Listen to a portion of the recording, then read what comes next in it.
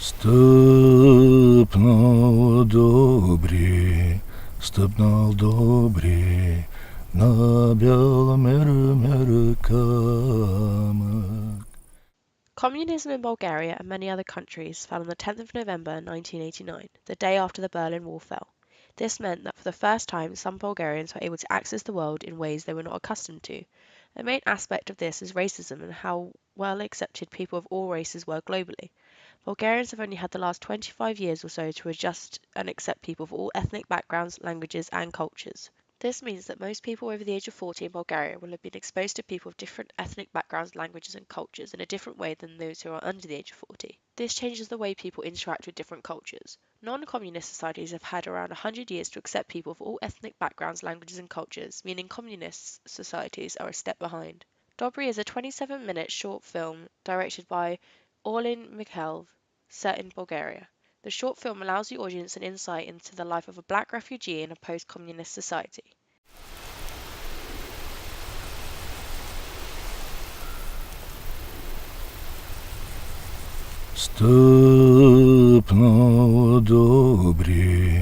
Стъпнал добри, на бял мер камък. Та прицелил, сива гурагулица. Ни уцелил, ни устрелял, сива гурагулица. Най уцелил, най устрелял, клетето си сърце.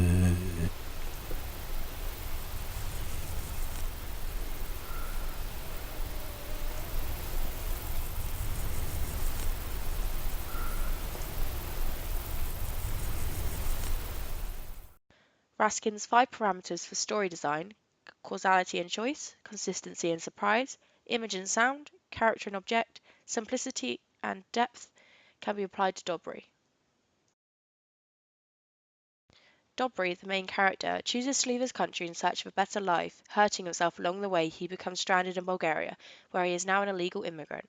The old man finds him and chooses to help him rather than turn him over to the police. By doing this, he puts himself in danger. Dobry stays to help the old man, much to the discomfort of the townsfolk. When the old man gets sick, Dobry, at risk of being killed, made the choice to take him to the town's doctor rather than escaping the country.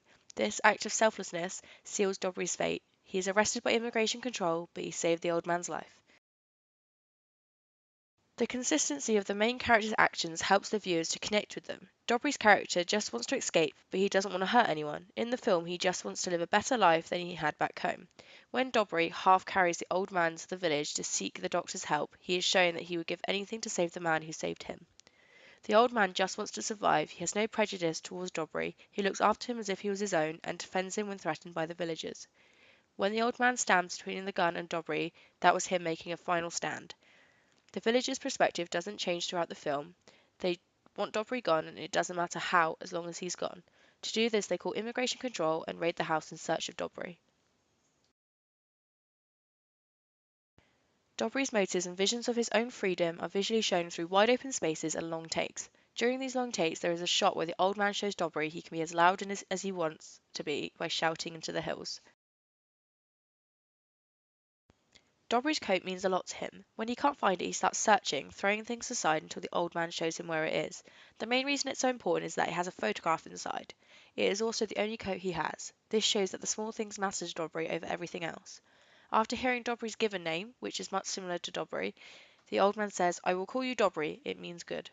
This shows that the old man is willing to trust without prejudice. The idea behind Dobry is simple.